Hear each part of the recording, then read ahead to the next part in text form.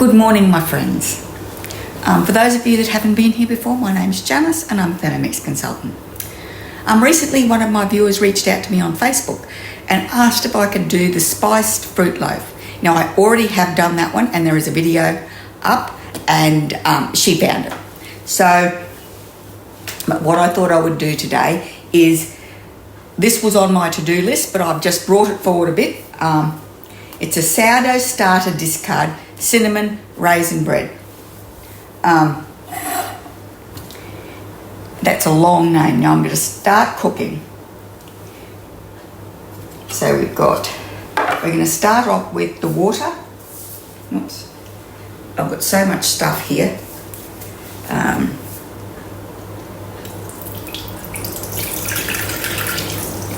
I've already had a catastrophe this morning. I was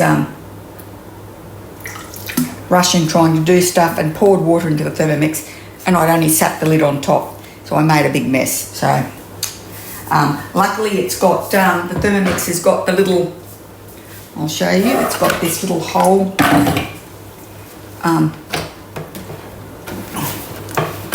in the base. Don't know if you can see that, there's a little hole back there, and all the water ran through there, and now it's obviously it's a bit stuck, so to the what do you call this thing? The glider board. Rightio. So it's got, the glider board's got 3 little indentations which the feet sit in. So I like to make sure that I, dust it off quite regularly, make sure there's no food getting caught under there. And if you leave it, if you put it in while it's still wet, then it suctions on, so which is what just happened then. Rightio. So next, we're going to add 1 ounce of sugar. This is a teaspoon measure.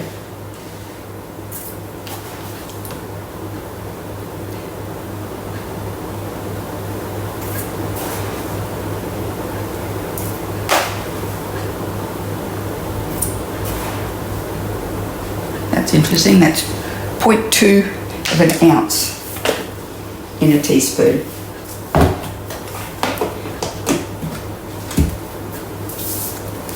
Okay. 1 packet or envelope of active dried yeast, or 2 1/4 teaspoons of our active dry yeast. So I'm just tipping it down the side there, so that it's not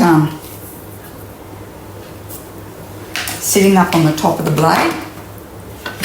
I'll just show you. See, I have managed to get sugar on top of the blade. But let's just flick that off. Especially when you're activating yeast, you don't want your ingredients, because it's only a little bit in the bottom, you don't want your ingredients sitting on top of the blade, because they don't come in contact with the liquid. So now we're going to put the lid on, and so when the recipe asks you to put the lid on, it'll tell you what you need to put on top, either the measuring cup, the splash guard, the simmering basket of aroma.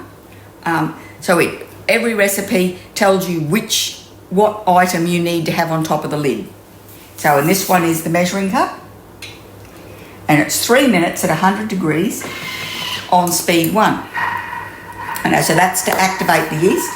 So I am going to quickly just put a few things away, and I'll be back.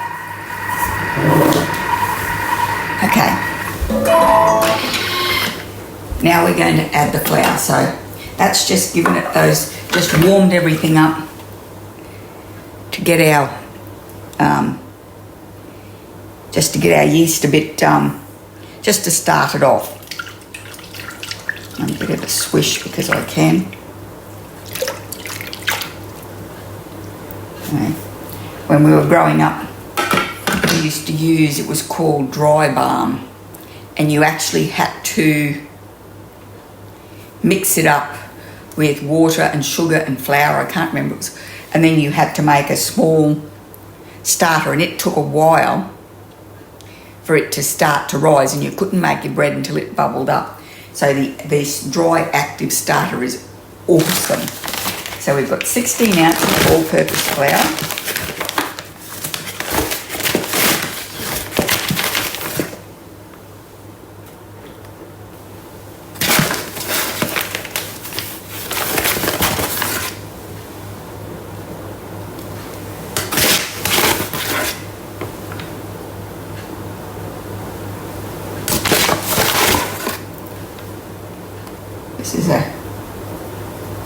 This is a big loaf, or a bigger loaf.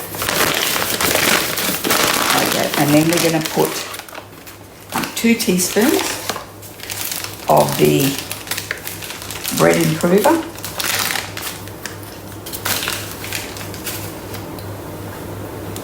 I'm going to do 2 heaped teaspoons because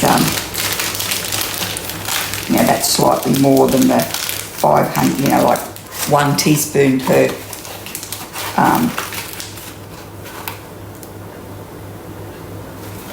can't remember, is it 1 teaspoon per, I don't know. I put 2 teaspoons in a loaf of bread that has 500 grams, so you get 250, 1 teaspoon per 250 grams. Okay, now this is our sourdough discard. So I've got a fair bit here, I've got to get it used up. So this is 4.5 ounces.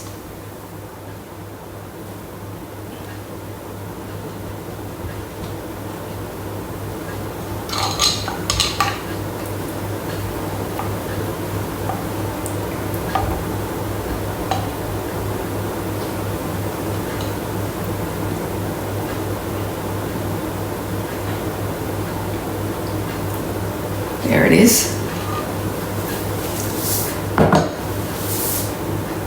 Now I've started scooping my sourdough discard out because I found with pouring it out, I was getting like way too much. So a large egg, 2.5 ounces of unsalted butter diced at room temperature. So this is, we've had this one sitting out for a little bit. And this is, I think this will be more than that. So let's just put it in a little bit at a time.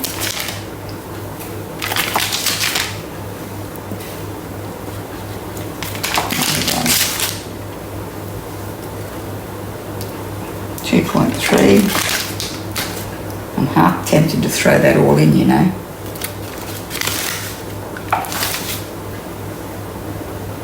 That's 2.5, and that's what I've got left, and that is exactly what I'm going to do. I'm going to just put those last 2 little bits in. It's an extra 1/3 of an ounce. Half a teaspoon of salt. Righty, I'll just grab my salt.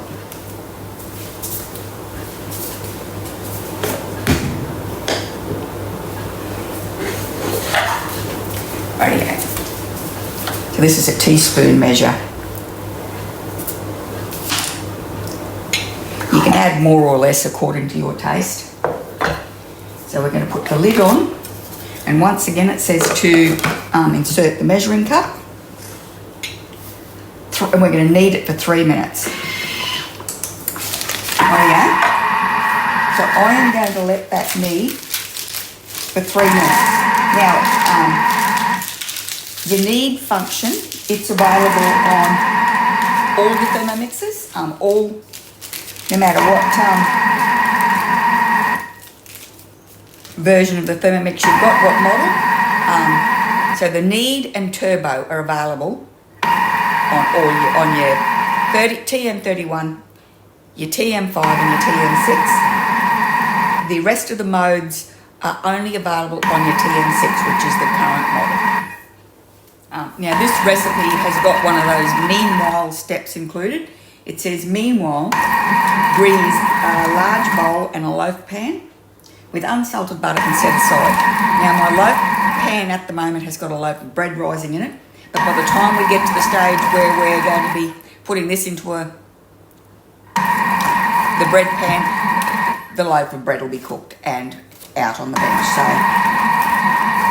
So when you see that, you read that, do whatever it says, and then you click next, and it'll take you back to the step you're doing. I'll just move that like that. I don't know if you can see that was actually, had actually vibrated and bounced a little bit, and was getting quite close to the edge of the bench. So even though this slider board does help with the bouncing, it's still not enough to trust it totally. I don't know if you can see how the bounce that Thermomix has got. Rightio. So it says transfer dough to prepared pan. Now I'm not going to do that. I'm just going to put it onto my thermomat. My thermomat's still a little bit floured from when I made the loaf of bread earlier. And then we're going to set it aside to double in size. So I'll just show you that. That smells divine.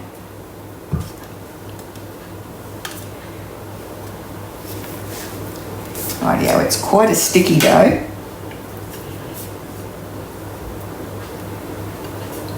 Okay, I don't know if we need to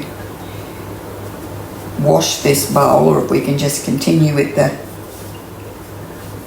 recipe with that little bit of dough in it. I can't see why not, because it's going to be cooked. The filling's going to get cooked along with the bread. Okay, so let's just going to knead this up. Oh, that feels beautiful.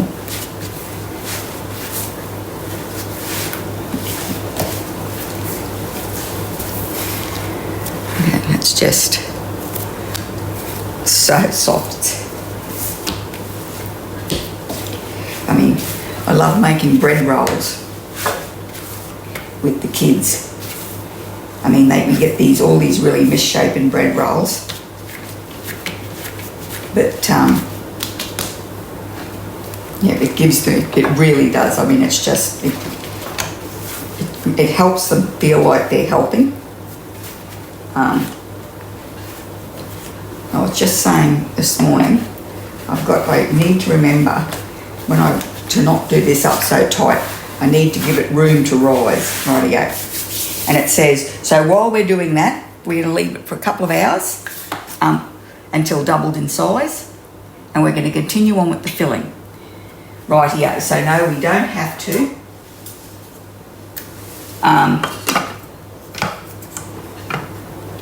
We don't have to wash out the mixing bowl. Rightio. So what I'm going to do is I'll gather up the rest of my ingredients and we'll be back. Okay, so it says just place a small bowl on the mixing bowl lid, weigh in 3 ounces of sugar, that's perfect with that. Then add to the bowl 2 teaspoons of all-purpose flour. So I'm just going to use baker's flour.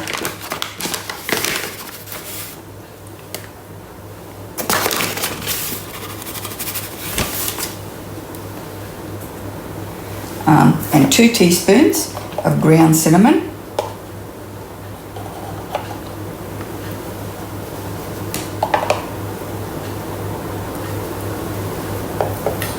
Rightio. Then it says mix with a spoon. And set aside. Rightio. So that's all we've got to do now. Now we're waiting for our dough to rise. So I actually think, yes. So I was thinking so we've finished with the Thermomix now for this, so I can wash it. Anyway, I'll be back once this is risen sufficiently and we're ready to go on with the next step. Now I don't share this with you enough, but what I have done here is I have added to my mixing bowl up to the 1 litre mark on the inside. I've added cold water the tiniest little drips of dishwashing liquid, and I've put it on the dough pre-wash mode. That really does a good job of getting the bowl pretty clean. I mean, usually it's spotless, but I'm not going to say that it is because sometimes it doesn't shift some of the food, depending on what it is. But usually with the dough mode, it gets it pretty spotless. I've got a little bit distracted, which is my usual state of being, and that is Raisin. Hang on. So, beautiful. So we've done that. Now I've had another read through the recipe, and it actually said in the recipe a tablespoon of cinnamon. So I did add an extra 2 teaspoons of cinnamon in there. I'm not sure where the extra 2 teaspoons went to, but anyway. So it says to transfer into a lightly floured work surface and roll out into a long rectangle approximately 20 inches by 6 inches. So 6 inches is about 15 centimetres. 20 inches is, I have no idea. What's that?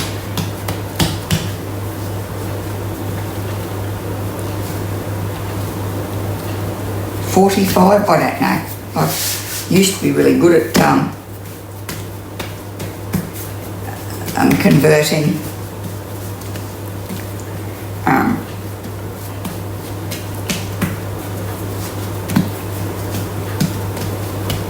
inches to centimetres, but I'm just not anymore. What is it? If you don't use it, you lose it. Is that what they say? We need a rolling pin.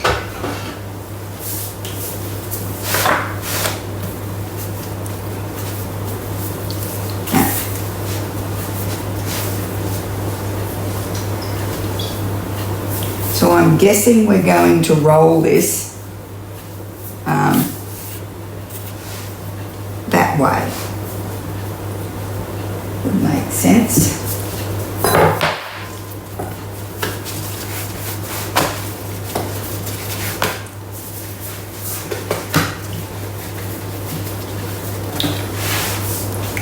So how many people in my viewers actually make sourdough? And those that do, what do you use your discard for? I would love to find some new recipes to use the discard for. I haven't found a discard pancake recipe I like yet. I always find them too stodgy. They never come out light and fluffy like the American pancakes out of the basic cookbook. I mean, they always come out just so light and fluffy. So that's 45. Okay.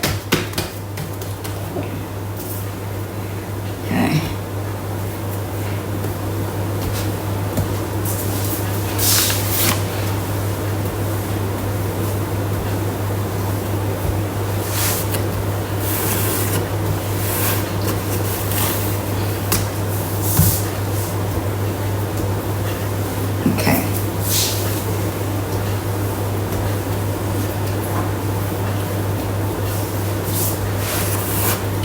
That'll do. That's perfect. Let's not get too carried away. Rightio.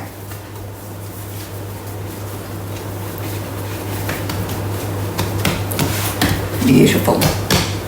Is that so?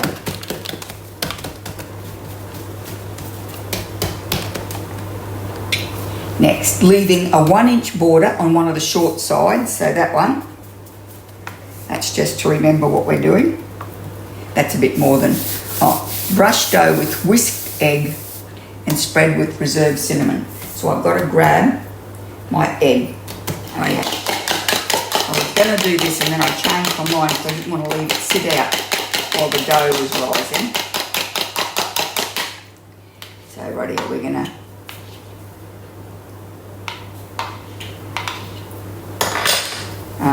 brush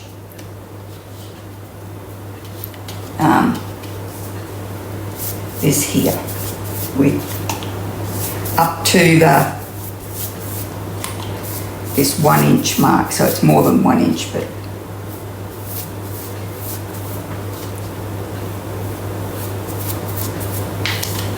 I wonder if we've got to use all the egg.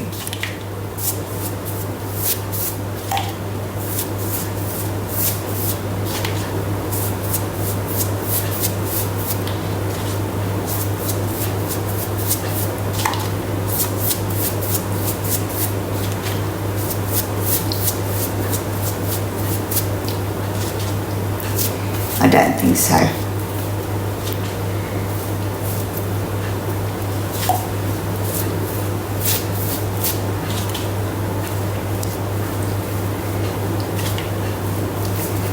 That's a nice healthy egg wash there.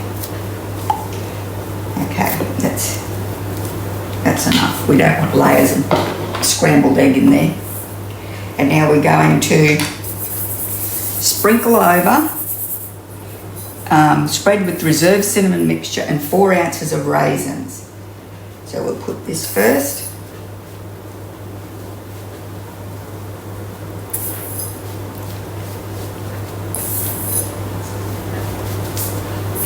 So I'm going to tip that out now that I've got all the egg covered.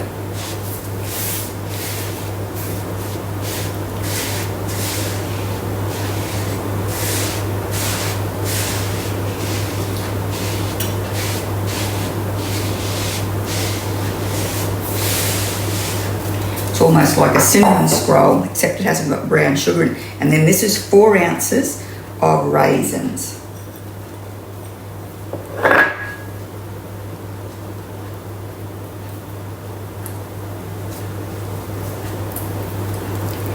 My favourite breakfast type food, or one of my favourites, is raisin bread. It's nice change from a piece of toast, or, I mean, I do love porridge and all that, but sometimes I just want something super quick. And so, and I love raisin toast, and I love making my own bread.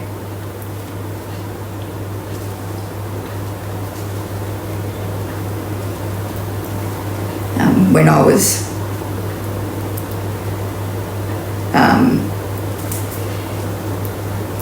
stay-at-home mum, send the kids to school type thing, like we used to take turns in dropping the kids off at school, and then there was 3 of us, and we'd always end up at someone's place for a cup of coffee, and occasionally we'd buy a bun from the bakery. And one of the husbands made a comment that, it wasn't mine. Made a comment that we, had a pretty good life. We had nothing better to do with our lives than sit around and drink coffee and eat bun. So it was, at that stage, it was only an occasional bun, but after that discussion, and it was me, it was every morning I would get up and I would make a bun loaf. So we tried to copy the ones from the bakery, and the filled ones, and I used to always manage to explode the ones with caramel and custard in them, or fruit and custard. And so I went and talked to the baker, who was a friend, and he had me in for a super class on filling buns, and there's only one method I can actually remember. So I might do it one day. We might do an apple and custard or a caramel and custard bun, and I'll share his secrets. Rightio. So now we're going to, starting with the short end, we're going to roll it up into a tight log. Rightio. Oops, some of my raisins went on the floor. I'm just going to keep pinching those edges together as I go, so I don't lose. Right, so I'm going to make that a bit shorter.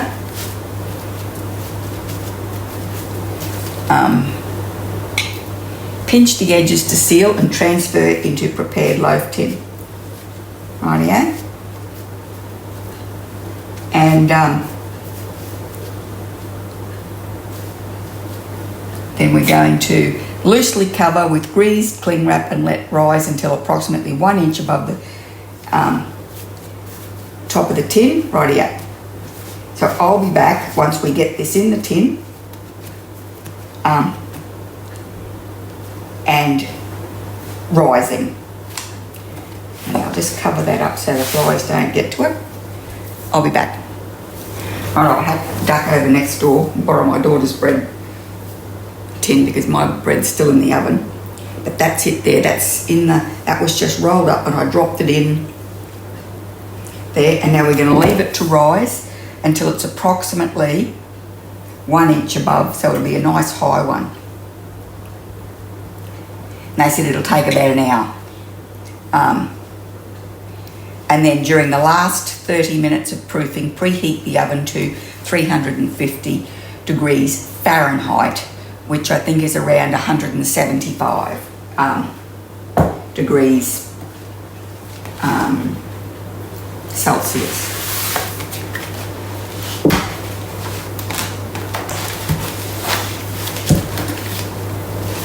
So I'm going to put this over here on the table to keep it warm.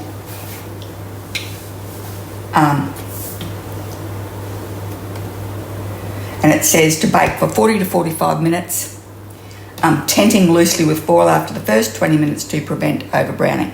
And I will come back.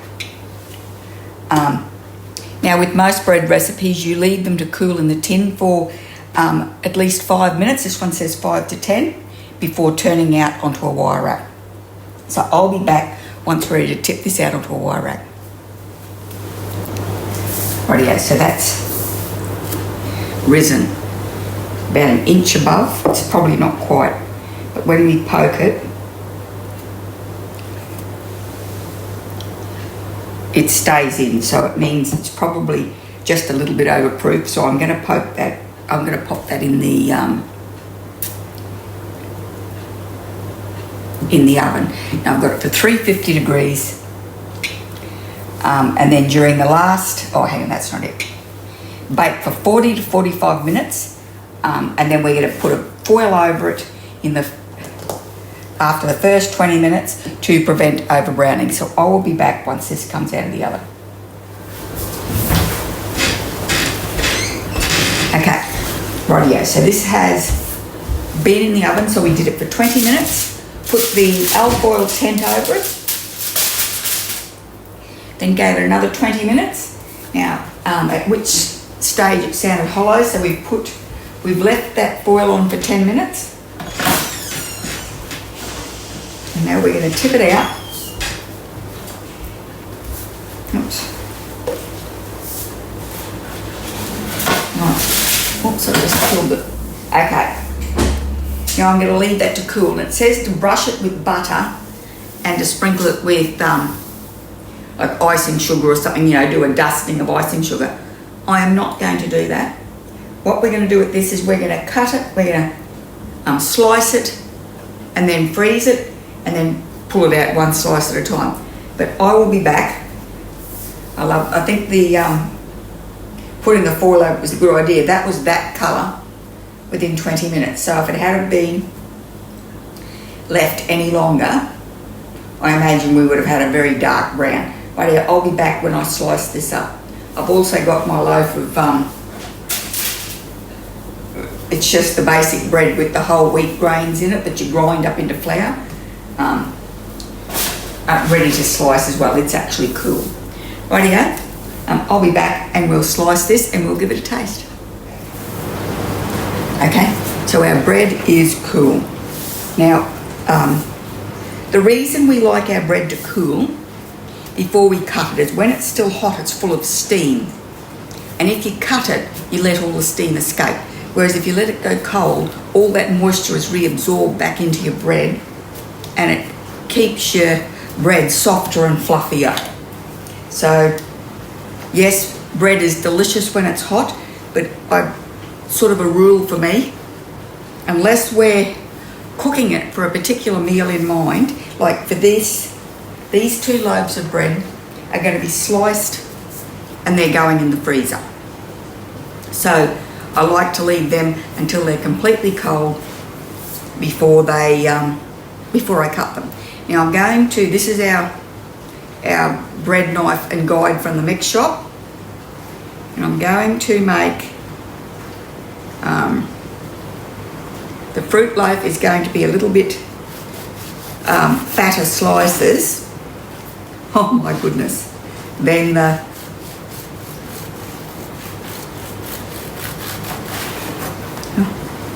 look how cute that is. Then the white bread, or look at that, we've got a big hole in the middle.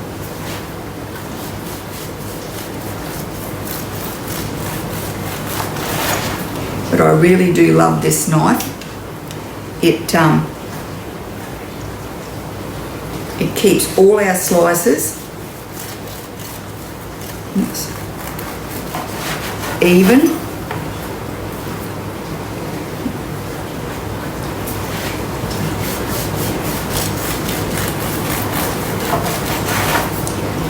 Okay. What I'm going to do is I'm going to get my bag.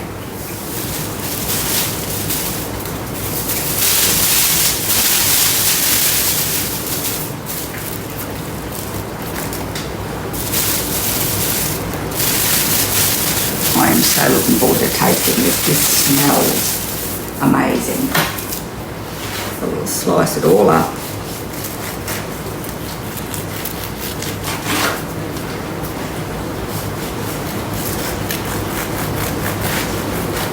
The raisins are getting pulled out a bit.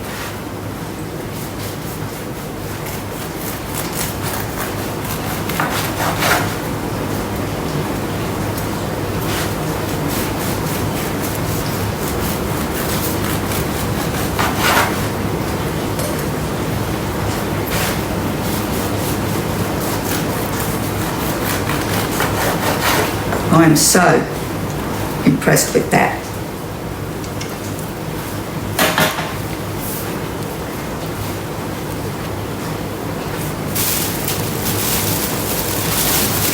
Oops.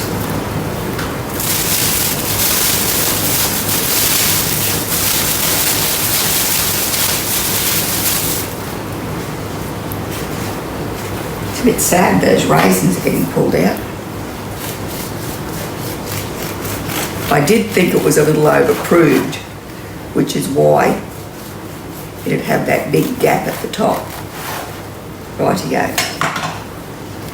So that one can be our slice that we taste.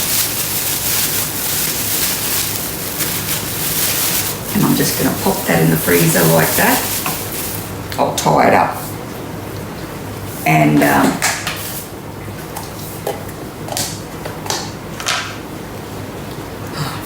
I mean, I've said this before, it should be smell-o-vision. This just smells amazing.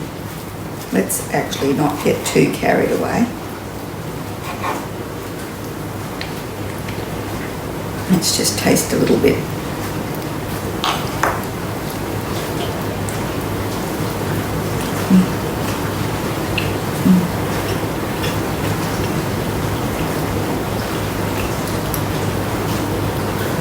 Yum. That is really soft, moist bread. That is delicious.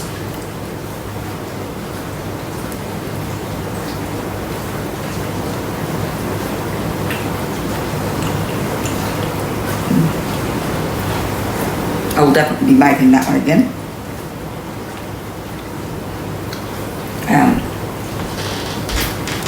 It actually looks really cute too. I mean, the other thing I'm doing today is this evening I'm doing a pavlova topping on a cheesecake or on a cake thing.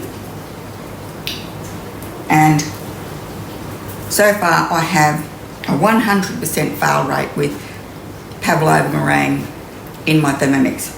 So I'm going to do everything really properly today. And what we've got to do is we've got to add, oh, this is the vinegar wash. So we've got to put our butterfly in. So I don't know if you know, but there's a blade there that's the highest blade. And that's it there with the knob sticking up. And I'm pretty sure that if you turn it over, let's do this.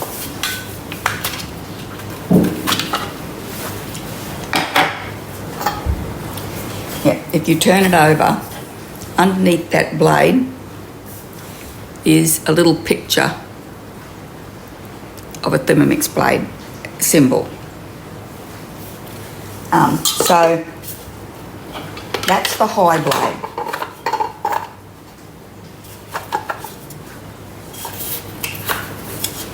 And this is our butterfly whisk. Now the butterfly whisk, on it, there's a picture of a little blade as well, but it also says speed 4. So when you use this, you never go over speed 4. So you're going to pop this in behind, oops, hang on. Pop this in behind that high blade. And then if you spin it back away from the blade, it should lock in under the blade behind it. I knew that it locked in, but I had to go and investigate what the story was. Rightio, and then we're going to put in a litre of water.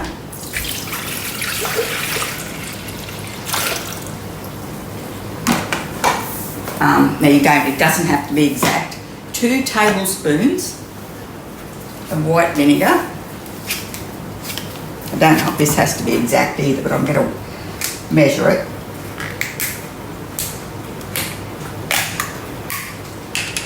Okay.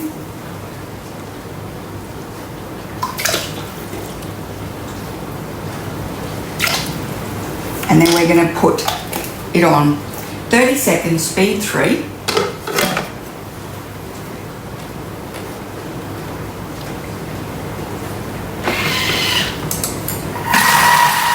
And then once that's done, you tip the water out and you give it a really good, and you dry it up really well. And then you're ready to go ahead and make your meringue. So this is what it says on the Thermomix website. So this is what I'm doing just to try and get a bit of a win happening with the pavlova. Rightio. I really hope you enjoyed the video. If you did, could you give it a thumbs up, pop over to my channel and subscribe, and I really hope I'll see you next time.